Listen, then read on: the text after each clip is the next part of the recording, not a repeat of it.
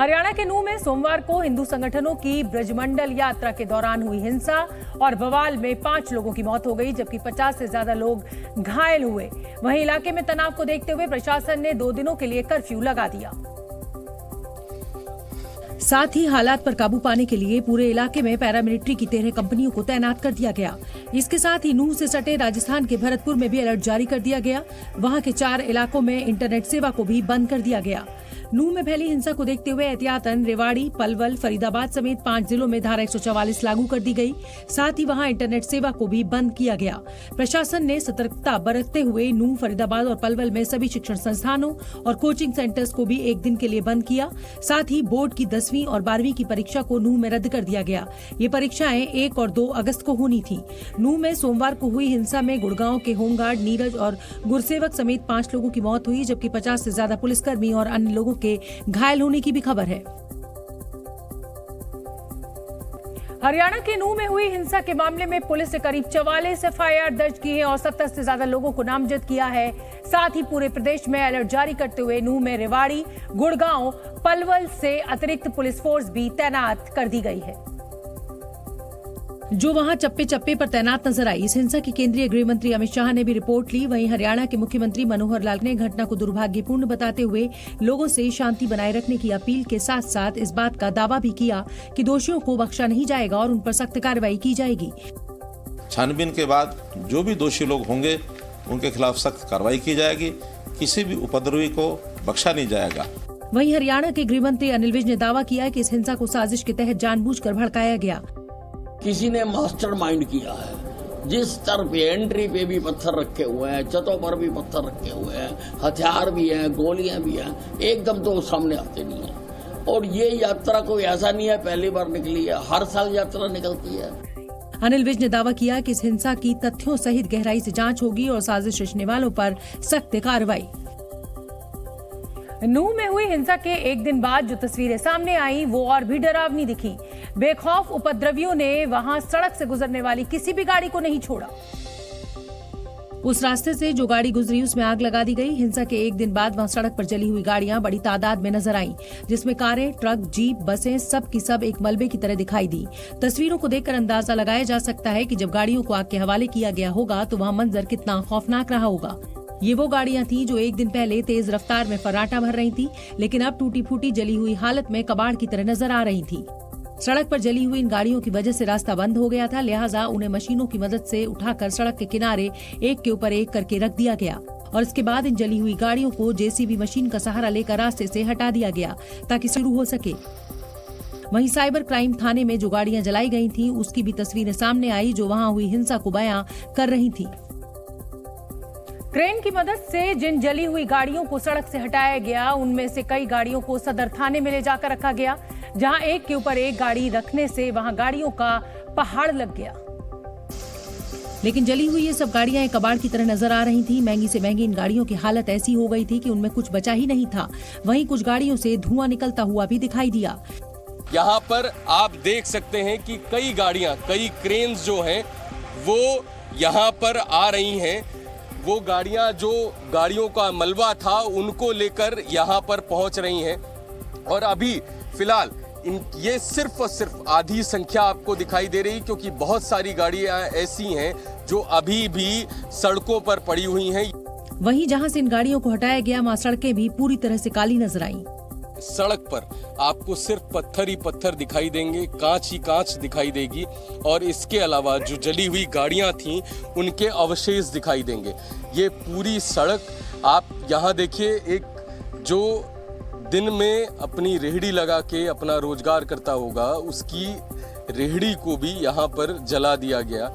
इस दौरान वहाँ सड़क पर मलबे के साथ साथ पत्थर ही पत्थर नजर आए। नफरत की इस हिंसा में शहर का ऐसा कोई कोना नहीं बचा था जहां उपद्रवियों ने जमकर उत्पात ना मचाया हो। शहर की कई दुकानों के साथ ही इमारतों में भी आग लगा दी गई थी, जिसके बाद इमारतें वहां आग की लपटों में घिरी नजर आईं।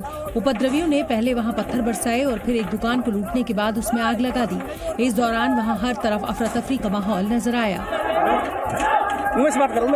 ये एक नौजवान की दुकान है जो कपड़े का व्यवसाय करता था। ये पूरी दुकान कपड़े की दुकान थी और टारगेट करके इस दुकान को जलाया गया। वहीं एक और वीडियो सामने आया जिसमें कुछ उपद्रवी एक इमारत में जबरन घुसने की कोशिश करते दिखाई दिए। हाथों में डंडे लिए इन लोगों ने वहां जमकर तोड़फोड़ भी की। उपद्रवियों ने वहां एक ठेके को भी लूटकर उसमें आग लगा दी। पहले ठेके के गेट को तोड़ा गया, फिर अंदर रखे सामान को लूटा गया और उसके बाद उसमें तोड़फोड़ करने के बाद आग लगा दी गई।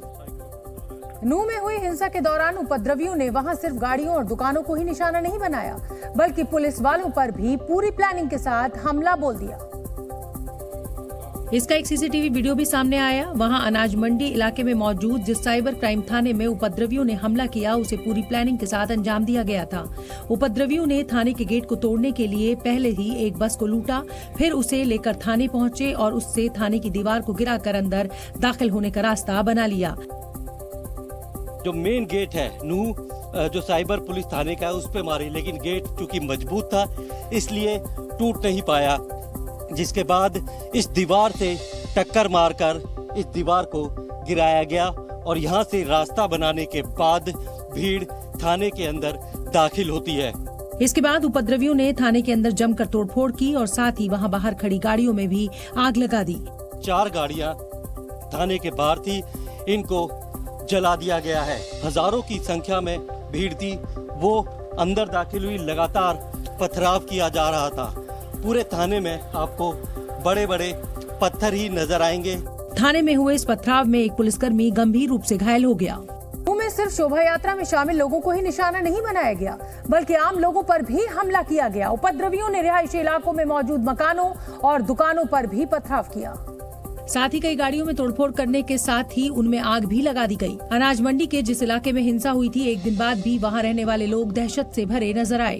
बाजार में दुकानों को लूट लिया, जो दुकानें खुली मिली, कुछों का शटर तोड़ दिए, कुछों में आग लगा दी। पुलिस का साइबर क्राइम का थाना यहाँ पर हमारे दुकान के बिल्कुल भिड़ता हुआ साइबर क्राइम का थाना है।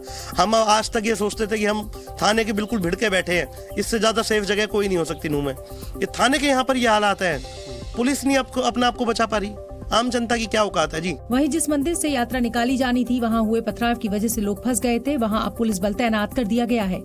जैसे ही यात्रा शुरू हुई और पुलिस ने जो उपद्रवी थे उन्हें खदेड़ा, तो वो पहाड़ियों के ऊपर चढ़ गए थे और वहीं से फायरिंग भी की जा रही थी और पथराव भी हो रहा था। बताया गया कि इस मंदिर से जो सड़क जा रही थी उसी पर जमकर हिंसा हुई थी। नूह में हुई हिंसा के मामले में सियासत भी तेज हो गई। कांग्रेस समेत दूसरे विपक्षी दलों ने इसे पूरी तरह से हरियाणा सरकार की नाकामी बताया और दावा किया कि समय रहते सरकार ने सही कदम नहीं उठाए, जिस वजह से हरियाणा हिंसा की आग में जल उठा। कांग्रेस नेता और हरियाणा के पूर्व मुख्यमंत्री भूपेंद्र सिंह हुड्डा ने सीएम मनोहर लाल खट्टर से इस्तीफे की मांग कर दी। खट्टर साहब सोचें तो अगर वो अपनी जिम्मेवारी समझेंगे तो इस्तीफा देना चाहिए सरकार को। एक व्यक्ति की नहीं मैं करता, सरकार एडमिनिस्ट्रेटिव फेलियर गवर्नमेंट है, उसमें सारी गवर्नमेंट फेल है। उधर समाजवादी पार्टी ने भी हरियाणा में हुई हिंसा को सरकार की नाकामी करार दिया। इसकी गवर्नमेंट देखते हुए हो गए, ये फेलियर ही है इनका सब। वहीं बीजेपी ने इस हिंसा को एक सोची समझी साजिश करार दिया। कैसे इतनी बड़ी घटना, बहुत बड़ी प्लानिंग, बहुत बड़ी साजिश, इसके पीछे दिमाग कौन है, चेहरे कौन है, वो चेहरों को भी पकड़ना चाहिए। बीजेपी नेताओं ने दावा किया कि हिंसा में शामिल सभी आरोपियों को जल्द गिरफ्तार कर लिया जाएगा। नूह में जिस मंदिर से शोभा यात्रा निकाली जानी थी, वहां बड़ी तादाद में लोग मौजूद थे जो हिंसा की वजह से वहीं फंस गए थे। उपद्रवियों ने इस दौरान वहां जमकर पत्थर बरसाए, जिससे जान बचाकर मंदिर में छिपने को मजबूर हो गए लोग। और इन लोगों में बड़ी तादाद में महिलाएं और बुजुर्ग भी थे जो शोभा यात्रा में शामिल होने वहां पहुंचे थे। सैकड़ों की तादाद में फंसे इन लोगों को वहां से निकालना प्रशासन के लिए भी चुनौती बन गया था, लेकिन हालात को काबू में करते हुए वहां भारी संख्या में पुलिस बल पहुंचा और फिर फंसे हुए लोगों को निकालकर सुरक्षित स्थान तक पहुंचाया गया। इस बीच विश्व हिंदू परिषद नेता सुरेंद्र जैन ने हिंसा पीड़ितों को मुआवजा दिए जाने और उपद्रवियों के खिलाफ सख्त कार्रवाई की मांग की। उनको मैसेज जाना चाहिए, एनफ इज एनफ। आज उस कठोरता की आवश्यकता है। किस तरीके की कठोरता की आप बात करें? जो भी जिहादी है, जो भी दोषी है, जो भी भड़काने वाला है, उस पर कठोरतम कार्रवाई हो। और बुलडोजर हरियाणा में नहीं है तो यूपी से लाना चाहिए। जी न्यूज़।